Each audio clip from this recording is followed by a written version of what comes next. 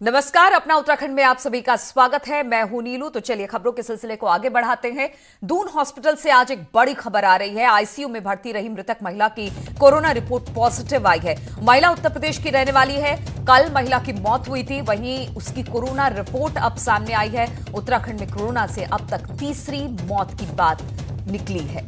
तो देहरादून से लगातार खबर है। देहरादून में लगातार कोरोना के पॉजिटिव की संख्या बढ़ती जा रही है। अब कहा यह जा रहा है आईसीयू में भर्ती थी और अब महिला की मौत हो गई है। उसकी रिपोर्ट पॉजिटिव आई है। महिला उत्तर प्रदेश की रहने वाली थी। कल महिला की मौत हुई थी और वहीं उसकी कोरोना रिपोर्ट भी सामने आई है, जिसमें महिला जो है वो कोरोना पॉजिटिव पाई गई है। यानी अब कुल मिलाकर उत्तराखंड में कोरोना से मरने वालों की तादाद 3 हो गई है। बातचीत करने के लिए सुनील नवप्रभात इस वक्त हमारे साथ जुड़ गए हैं। सुनील, ये तीसरी मौत बताई जा रही है, लेकिन खबर तब आई जब महिला की मौत हो गई और उसके बाद रिपोर्ट पॉजिटिव आई है। तो अब किस तरह से इस पूरे मामले को लेकर संज्ञान लिया जा रहा है?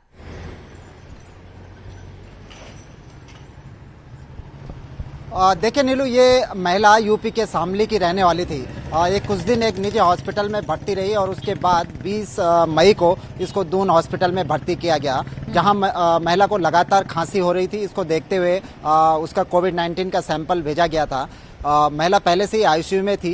कल दोपहर उसकी मौत हो गई थी और मौत के बाद उसका जो बॉडी थी उसको रिजर्व कर लिया गया था, ताकि जब तक सैंपल रिपोर्ट नहीं आती तब तक उसे परिजनों को नहीं सौंपा जाएगा। ये दून हॉस्पिटल प्रशासन का कहना था। आज सुबह महिला की सैंपल रिपोर्ट आ चुकी है, वो पॉजिटिव निकली है।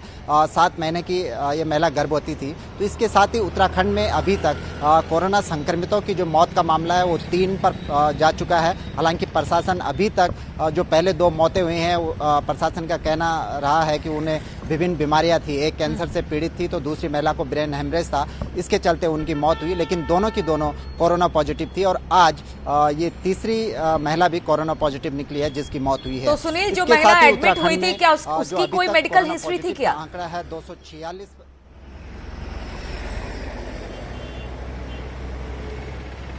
देखिए नीलू, बताया जा रहा है कि उसकी पहले से ही तबीयत खराब थी। महिला बेहद कमजोर थी। वो 7 महीने की गर्भवती थी और उसको तमाम अन्य दिक्कतें भी थी। इसके चलते वो हॉस्पिटल में भर्ती थी। पहले एक प्राइवेट हॉस्पिटल में भर्ती हुई, महेंद्र इंद्रेश हॉस्पिटल में, और वहां से जब उसमें सिम्टम देखे गए कि ये कोरोना की संदिग्ध हो सकती है, उसके बाद उसको दून हॉस्पिटल में ट्रांसफर किया गया था।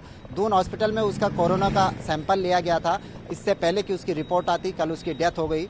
अब जब रिपोर्ट पॉजिटिव आ गई है, इसके बाद अस्पताल प्रशासन भी सतर्क हो गया है। महिला के परिजनों को ट्रेस किया जा रहा है। उनके पति और भाई को दून हॉस्पिटल के आइसोलेशन वार्ड में रखा गया है। चलिए सुनील, बहुत बहुत शुक्रिया आपका। तो देहरादून में अब कोरोना से मरने वालों की संख्या 3 हो गई है। हालांकि बताया जा रहा है कि पहले से बीमार चल रही थी और कुछ लक्षण कोरोना के थे, इसलिए मौत होने के बाद भी उसकी रिपोर्ट का इंतजार किया गया। और जब महिला की रिपोर्ट पॉजिटिव आई है तो अब देखना होगा कि किस तरह से जो उनके आसपास के लोग थे उनको सरकार क्वारंटीन करती है।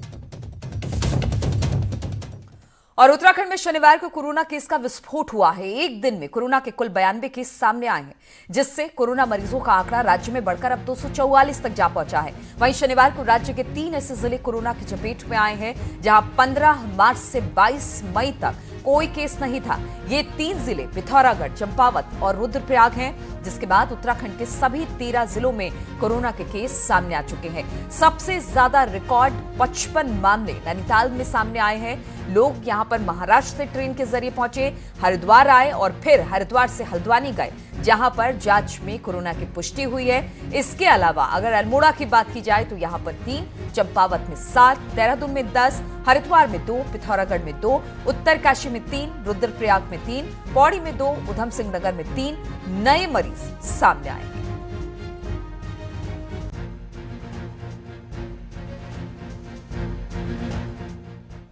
और देहरादून के रायपुर स्थित महाराणा प्रताप स्पोर्ट्स स्टेडियम में बनाए गए क्वारंटीन सेंटर में भारी लापरवाही बरती जा रही है। इस सेंटर में गढ़वाल मंडल को जाने वाले प्रवासियों को लाया जाता है।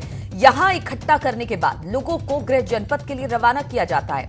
यहां उनकी सैंपलिंग के साथ ही उनके रहने खाने की व्यवस्था की गई है, लेकिन सबको एक हॉल में एक ही बिस्तर पर ठहराया जा रहा है। लोगों का आरोप है कि बिस्तरों को सैनिटाइज नहीं किया जा रहा। वॉशरूम जो फ्लैश है वो गंदा पड़ा हुआ है, वॉशरूम में पानी भरा हुआ है। तो बद इंतजामी की बात यहां ठहरने वाले लोग अब बता रहे हैं। से आ रहा है वो आदमी को खुद मालूम होना चाहिए। और दूसरा यहाँ पे ये देख रायपुर स्टेडियम है जहां पर विभिन्न राज्यों से जो प्रवासी आ रहे हैं उनको यहां पर कलेक्ट किया जा रहा है, यहां पर उनकी सैंपलिंग हो रही है और यहां पर क्वारंटीन करने के बाद उनको विभिन्न जिलों में भेजा जा रहा है, उनके घरों को भेज रहा है। लेकिन यहाँ पर लोगों की अपनी समस्याएं हैं। लोगों का कहना है कि जो क्वारंटीन सेंटर है यहाँ पर व्यवस्थाएं दुरुस्त नहीं है। लोगों का कहना है कि सोशल डिस्टेंसिंग का जो पैमाना है वो यहाँ पर तार तार हो रहा है। जो गद्दे यहाँ पर लगाए गए हैं उनको कई दिनों से चेंज नहीं किया जा रहा है। हमारे साथ यहाँ पर बहुत सारे लोग मौजूद हैं। आप देखिए यहाँ पर प्रत्येक व्यक्ति परेशान है, उसकी अपनी शिकायतें हैं। क्या दिक्कतें हो रही हैं? बिल्कुल सही बात है, परेशानी बहुत परेशानी है। कुछ भी सोशल डिस्टेंसिंग नाम का कुछ भी चीज़ नहीं है, बहुत परेशान। कल हम खुद पुणे से यहाँ पे पहुँच चुके हैं।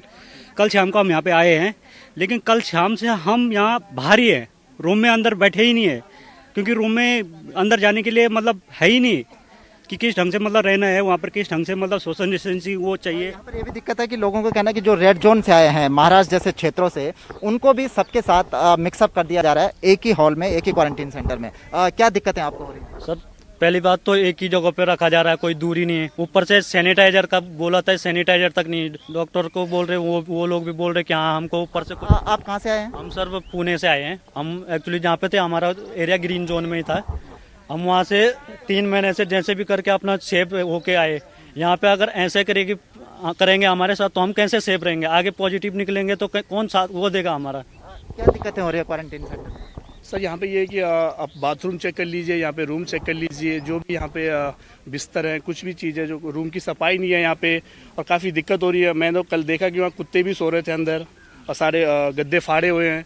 तो सर इससे हम क्वारंटाइन कैसे कर सकते हैं सर? आप कहाँ से आए दोस्त?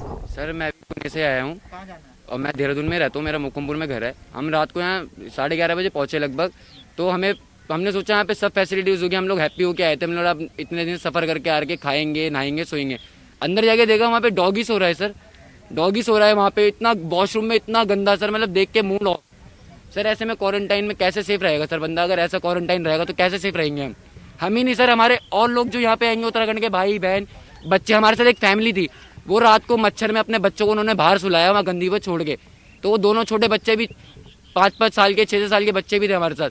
तो सर ये सिर्फ सरकार को देखना चाहिए सर, हम अपने नहीं कर रहे हैं।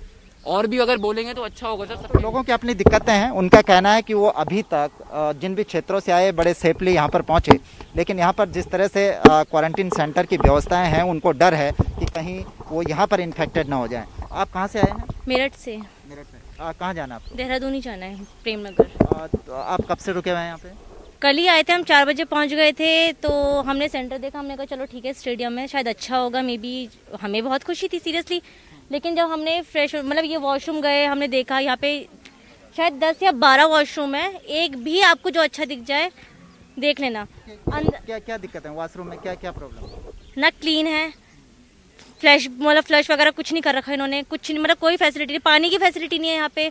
आप अंदर जाके अंदर का जो वॉशरूम है वहाँ पे जाके देखो, वहाँ पे कोई हाइजीन नाम की कोई चीज़ ही नहीं कर रखी उन्होंने। ना सैनिटाइजर रखा हुआ है, एक साबुन रखा है, वो भी उस नल के सामने जहाँ पे इतनी भीड़ इकट्ठा हो रखी है, आप देख सकते हैं वहाँ पे। दूसरी, कल रात को हम सो रखे थे सबके सब, एक रात को कुत्ता आता है, वो पूरे क्वारंटाइन का वो करता, मुआयना करता है, देखता है, जाता है। इसने भगाया भी था। मैंने वीडियो बनाई है बाकायदा उस चीज़ की। दूसरी, खाना चलो ठीक है, खाना दे रहे, सबको दे रहे, जो भी है, बट जो नहीं खाता उसके घर से खाना आ भी रहा है, उसके लिए भी मना हो रखा है कि तुम बाहर से नहीं मंगा सकते। मैंने टिफिन मंगाया घर से। ऐसे ही बड़ी संख्या में, सैकड़ों की संख्या में लोग यहाँ पर पहुँच रहे हैं। ये ठीक बात है कि घर जैसी व्यवस्थाएं लोगों को नहीं दी जा सकती, लेकिन जो बेसिक ज़रूरतें हैं, चाहे वो सोशल डिस्टेंसिंग की हो, चाहे वो सैनिटाइजेशन की बात हो, उनको ज़रूर कंप्लीट किया जाना चाहिए ताकि लोग सेफली अपने घरों को जा सकें। कैमरा पर्सन अनुरुद्ध रावत के साथ सुनील नौपा।